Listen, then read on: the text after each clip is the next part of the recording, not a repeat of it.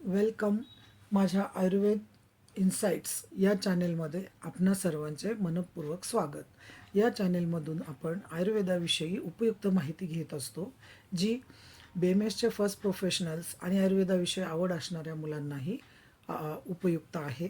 अशा व्यक्तीही हे व्हिडिओ पाहू शकतात। असे व्हिडिओ पाहिल्यानंतर आपणास काही शंका असतील तर मला ते तुम्ही जरूर विचारू शकता। व्हिडिओ पाहिल्यानंतर सबस्क्राईब, लाईक, शेअर, कमेंट करायला विसरू नका। आपण आजच्या लेक्चरमध्ये माहिती घेणार आहोत की आयुर्वेदातील मुख्य ग्रंथ कोण आहेत। मी डॉक्टर नंदा जठार आपणास त्याविषयी माहिती देत आहे। तर आयुर्वेदात मुख्य ग्रंथ दोन महत्त्वाच्या विभागात आहेत। एक तर बृहत्त्रयी, त्याचा अर्थ बृहत अधिक त्रयी। बृहत म्हणजे मोठे, त्रयी म्हणजे तीन, तीन मोठे ग्रंथ ते बृहत्त्रयी। आणि लघुत्रयी, त्याचप्रमाणे लघुत्रयी म्हणजे तीन लहान ग्रंथ। आता आजच्या लेक्चरमध्ये आपण जरी लघुत्रयीविषयी माहिती घेणार असू तरी बृहत्त्रयीविषयी एक थोडीशी जुजबी माहिती तुम्हाला देत आहे की बृहत्त्रयीमध्ये कोणते कोणते ग्रंथ येतात। एक तर चरक संहिता येते, सुश्रुत संहिता येते आणि वाग्भट संहिता येते। तर चरक संहितेचा काल 200 BC पूर्व आहे, सुश्रुत संहितेचा काल 2रे शतक आहे। तर वाग्भट संहितेमध्ये पण दोन ग्रंथ आहेत, एक अष्टांग संग्रह आणि एक अष्टांग हृदय। पैकी अष्टांग संग्रहाचा काल आहे 6वे शतक, तर अष्टांग हृदय याचा काल आहे 7वे शतक। आता चरक संहितेमध्ये पूर्व उपदेशकर्ता आहे पुनर्वसु आत्रेय, आणि इकडे उपदेशकर्ता सुश्रुत संहितेमध्ये कोण आहे, धन्वंतरी। आणि यांच्यामध्ये ग्रंथकर्तेही तेच आहेत आणि उपदेशकर्तेही तेच आहेत की जे अष्टांग संग्रहाचे वृद्ध वाग्भट असून अष्टांग हृदयाचे वाग्भट आहेत। आता संहिता तंत्र कोणी लिहिले की पुनर्वसूंनी ज्या 6 शिष्यांना शिकवलं त्यापैकी अग्निवेश हे शिष्य खूप हुशार होते, त्यांनी ते संहिता तंत्र लिहिलं। आणि इकडे सुश्रुत संहितेत संहिता वृद्ध सुश्रुतांनी लिहिली। आता चरक संहितेमध्ये प्रतिसंस्करण हे चरकांनी केलं आणि त्याचं पूरक असं काम दृढबलांनी केलं। तर सुश्रुत संहितेमध्ये प्रतिसंस्करण हे सुश्रुत कंसात विश्वामित्र हे त्यांचं दुसरं नाव असावं किंवा त्यांच्या वडिलांचं नाव असावं, त्यांनी केलं। व दुसरे प्रतिसंस्करण नागार्जुन यांनी केलं।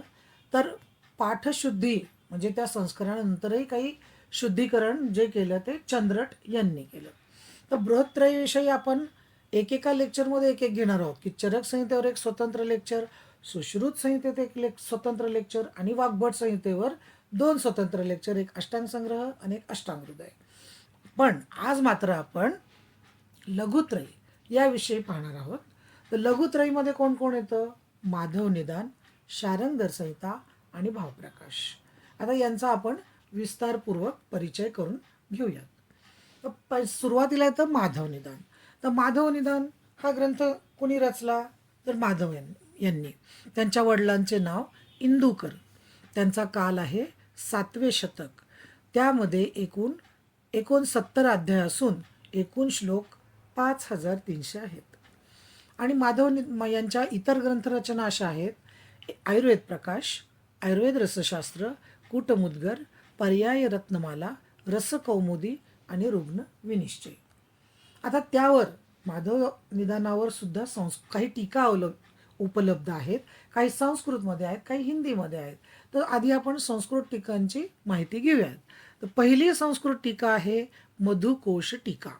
त्याचे टीकाकार आहेत की विजय रक्षित यांनी अश्मरी प्रकरणापर्यंत टीका लिहिली व तिथून पुढे ग्रंथ संपेपर्यंत श्रीकंठदत्त यांनी अश्मरीपासून पुढे ग्रंथ संपेपर्यंतची पुढची टीका त्यांनी लिहिली। त्यांचा काल आहे दोघांचाही 12वे शतक। दुसरी संस्कृत टीका आहे आतंक दर्पण, त्याचे टीकाकार आहेत वाचस्पती आणि त्याचा काल आहे 14वे शतक। पुढची टीका आहे वैद्य मनोरमा, त्याचे लेखक आहेत श्री रामकृष्ण, त्यांचा कालावधी उपलब्ध नाही। पुढची टीका आहे, 2 टीका आहेत पुढच्या, रोगविनिश्चय विवरण आणि सिद्धांत चिंतामणी व्याख्या। ही नरसिंह कविराज यांनी लिहिलेल्या असून त्यांचाही कालावधी उपलब्ध नाही। आता माधव निदानावरच्या हिंदी टीका सुद्धा उपलब्ध आहेत, त्या याप्रमाणे। पहिली टीका आहे सर्वांग सुंदरी, ती लालचंद्र वैद्य यांनी लिहिलेली आहे. विद्योतनी व्याख्या सुदर्शन शास्त्रींनी लिहिलेली आहे. विकासिनी व्याख्या दीनानाथ शर्मा शास्त्री यांनी लिहिली आहे. तर सरोज ही टीका रविदत्त त्रिपाठी यांनी लिहिली आहे. विमल मधुधारा ही ब्रह्मानंद त्रिपाठी यांनी लिहिलेली आहे. तर शारदा व्याख्या ही शारदा चरणसेन यांनी लिहिलेली आहे. याच माधव निदानाचा इटालियन अनुवाद सुद्धा झालेला असून तो मरिओ व्हॅल्योरी यांनी 1913 ते 14 या काळात केलेला आहे. इंग्रजी अनुवाद त्याच्यात 10 भाग आहेत. ते डॉक्टर ह्युमन बेल्ड यांनी 1974 साली इंग्रजी अनुवाद केला. आता माधव निदान हा ग्रंथ रोग निदान करणारा मुख्य आणि परिपूर्ण ग्रंथ आहे. रोग निदान म्हणजे डायग्नोसिस. आता या माधव निदानाचे वैशिष्ट्य काय आहे की मुळातच संस्कृतमध्ये लिहून ठेवलेलं आहे निदाने माधव श्रेष्ठ, की निदानामध्ये माधव श्रेष्ठ आहे. जसं वर्गात एखादा मुलगा बुद्धिबळात हुशार असतो, एखादा अभ्यासात हुशार असतो, एखादा अन्य काही खेळात हुशार असतो, एखादा साहित्यात हुशार असतो, तसं निदानामध्ये माधव हे श्रेष्ठ आहेत. त्यांनी बृहत्त्रयींचा हा संकलन ग्रंथ करून ठेवलेला आहे, तोच माधव निदान. आता त्यात काय काय त्यांनी सांगितलंय पहा, की त्यात वातव्याधींचा विस्तार आहे, म्हणजे कंपवात, ऊर्ध्ववात यांचे वर्णन आहे, परंतु आवरणाचे वर्णन स्वतंत्र वर्णन नाही, की एकमेकांना जे आवरण घालतात दोष त्याचं वर्णन स्वतंत्रपणे केलेलं नाही. आम्लपित्ताचे स्वतंत्र वर्णन आहे, आमवाताचे स्वतंत्र वर्णन आहे, उरुस्तंभ आणि वातरक्ताचे स्वतंत्र अध्यायात वर्णन केले आहे. शीतपित्त, उदर्द, कोठ तसेच दाह, विस्फोट, मसुरिका यांचे वेगवेगळे वर्णन केले आहे. मेदोरोग आणि श्लीपदाचेही स्वतंत्र वर्णन आहे. 8 प्रकारच्या शूलांचे वर्णन केले आहे. गुल्मांचे शूल संदर्भात स्वतंत्र वर्णन आहे. इतर संहितांमध्ये गुल्माधिकार किंवा त्रिमर्मीय प्रकरणात गुल्माचे वर्णन असते, यात मात्र स्वतंत्र वर्णन आहे. कुंचन नामक नेत्ररोगाचे सर्वप्रथम वर्णन केवळ माधव निदानात आलेले आहे. परिणामशूल, अन्नद्रवशूल यांचेही व्यवस्थित वर्णन केलेले आहे. विजया शब्द हा हरितकीचा पर्यायी शब्द म्हणून आलेला आहे. भांगेसाठी विजया हा प्रतिशब्द त्यांनी वापरला नाही. स्त्रीरोगांचे वर्णन 6 अध्यायात केले आहे. अश्रुग्धर, योनी व्यापक, योनिकंद, सुतिका रोग, स्तनरोग, स्तन्यदुष्टी आणि नेत्ररोगात तर कुंचन व्याधीचे वर्णन आपण लिहिलेलेच आहे. स्त्रीरोग संदर्भात अश्रुग्धर, योनिकंद या व्याधींचे स्वतंत्र वर्णन आढळते. त्याप्रमाणे पहिल्या भागात आपण लघुत्रयीतील माधव निदान या प्रथम ग्रंथाविषयी माहिती घेतली.